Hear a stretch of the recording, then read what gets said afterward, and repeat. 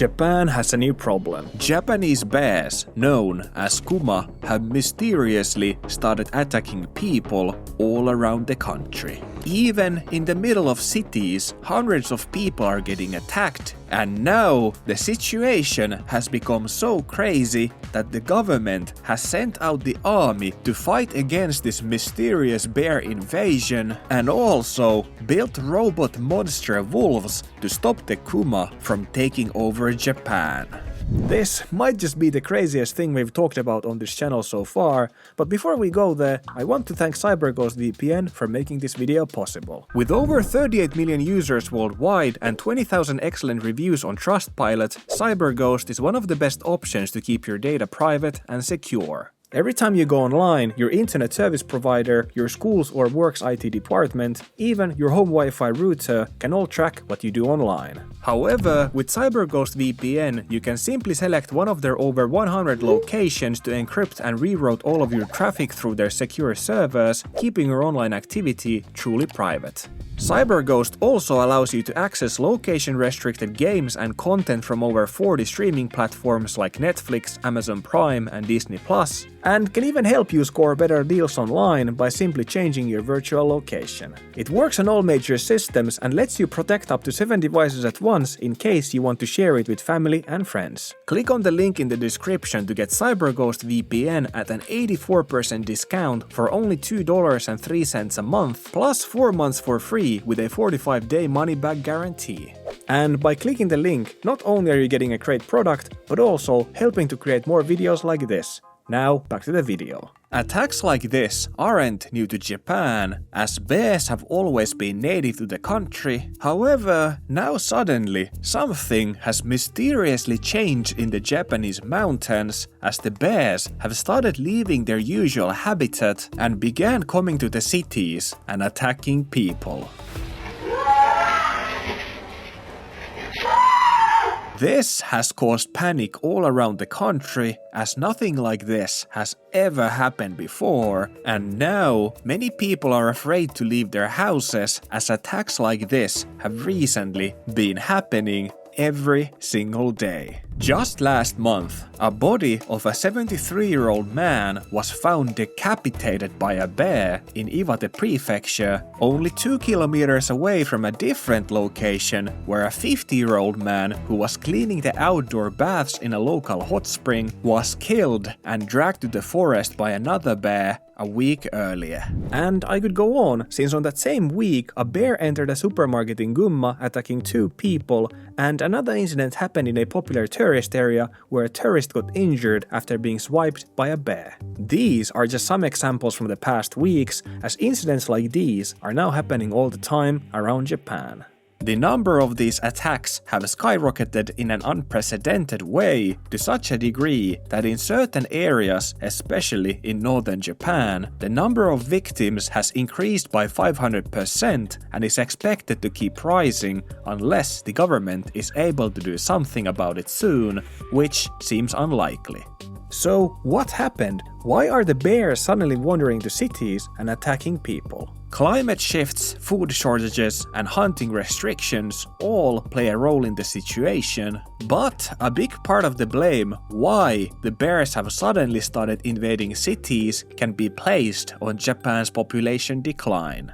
As the older generation has passed away and the younger generation has moved to bigger cities, countryside villages have slowly started to die out in Japan. These villages, known as satoyama, historically have played an important role in keeping Japan safe, as they have worked as barriers between the mountains and the residential areas, keeping the wild animals away. However, now that the satoyama have been abandoned due to the population decline, bears have started taking these areas over, getting used to living around houses, scavenging human food, and even roaming deeper into the cities themselves. With the bears learning to live among people, they have now started appearing in downtown areas, attacking people, climbing on buildings, chasing cars, and eating pets. This has caused Japan to build their own monsters to fight against the invasion, called the monster wolf, which we'll get to soon. An example of one of these attacks was filmed by Sato Seishi-san, who was shooting a video while collecting mushrooms in Iwate Prefecture. At one point, Sato noticed a dark creature watching him in the forest from the corner of his eye, and realizing that it was a bear and that he couldn't be able to run away, Sato picked a stick from nearby and made himself look bigger while making as much noise as he could in the hopes that it would scare the bear away. This, however, didn't seem to work, as suddenly the bear started charging towards him, making Sato have to fight for his life.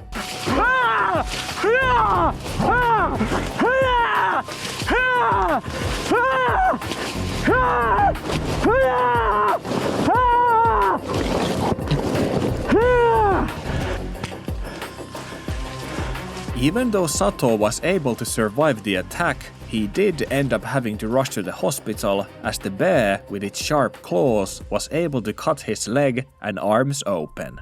One of the reasons why attacks like this are especially dangerous in Japan isn't just because the bears themselves are dangerous, but also because the people aren't allowed to protect themselves.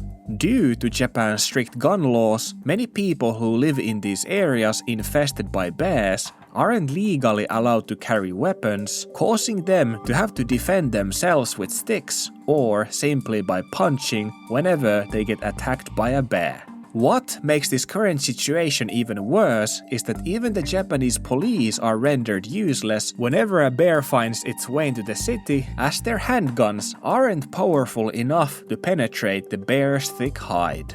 The only ones capable of eliminating the threat are licensed hunters who live in the area. However, due to it being incredibly hard to get a hunting license these days, there aren't many of them left. And now, in the wake of this Kuma crisis, these few remaining hunters have to be ready 24/7 to help the police whenever a bear goes rampage in the city. Or that's at least how it was for a while, because the situation seems to have gotten out of hand completely, and now even some of the hunters have decided that they're not going to help anyone anymore. This all started in the town of Shakotan, where everything got out of control after a massive bear was caught right outside the house of a local politician, Kaida Kazuyoshi. When the hunters arrived at his house to take care of the bear, Kaida, the politician, started arguing with them and questioning why so many people were needed to handle a single bear. He then started shouting that they were all there only for the money, threatened to reduce the town's hunting budget, and promised that he would get their license taken away. However, the truth is that currently these hunters receive only around $20 a day and often cover the cost of gasoline and maintaining their weapons themselves, meaning these small rewards almost never lead to profit. The hunters felt that risking their lives every day fighting against the bears and then getting threatened by the people they tried to help simply isn't worth it, especially considering they were essentially doing all of this voluntarily. The hunters then said that until Kaida apologizes, they would not respond to any further calls from the town, and as Kaida refused to apologize even when faced with nationwide criticism, the government had to recruit more manpower to fight against the bear invasion. On November 5th, 2025, Shinjiro Koizumi, Japan's Minister of Defense, deployed the Japanese military to northern parts of Japan in order to help with the crisis. Which shows how crazy things have gotten, as this is the first time Japan's military has been deployed to fight against wildlife. The military's mission is to set up traps and patrol forests in Akita Prefecture in the hopes that they're able to buy time until the hunter situation is resolved. On top of this, schools in these dangerous areas have begun arming children with pepper spray on their walks to school, and the government even plans on training the police to use hunting rifles against the bears. However, training like this on such a wide scale might take years to achieve. In a typical Japanese fashion, even though they are years behind with arming the police effectively, they are decades ahead when it comes to robotics. This is Monster Wolf, a mechanical monster made to fight the real-life monsters. Equipped with infrared and motion sensors, these robots are able to move in the wild and unleash an arsenal of flashing lights and noise whenever they detect a wild animal in a place where they shouldn't be. As they work on solar power and only cost around $3,000 to make, many local governments have sent out hundreds of these monster wolves to patrol around cities in Japan. They have surprisingly been proven to be extremely effective, as Takikawa City, for example, hasn't seen a single bear enter the city once they installed these robots. But even though they are working right now, many experts think that eventually the highly intelligent bears will be able to figure out that these robots aren't actually as menacing as they might look. This is why the cities try to change the movements and the sounds these monster wolves make from time to time in order to stay ahead of the game, like in here, where the mayor's voice tells the animals to get back to the mountains.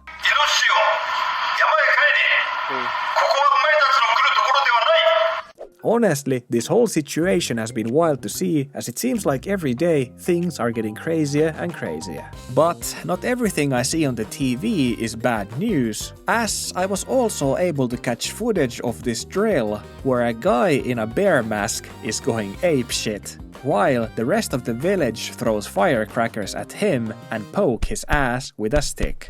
In all seriousness though, right now it seems like things will be only getting worse, as Japan clearly hasn't been prepared for something like this to happen, and all of these countermeasures seem to be there simply to buy time rather than to fix the situation from ground up.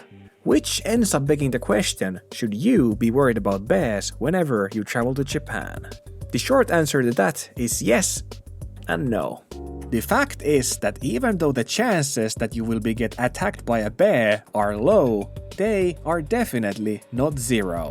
Naturally, these bears aren't an issue in the middle of Tokyo, but if you are planning to go hiking, especially in northern parts of Japan, it would be kinda stupid to not be prepared. Many people in Japan bring bear spray with them when they go hiking, since no matter how much someone has done jiu-jitsu, they can't choke out a bear that's 300 kilograms of pure muscle.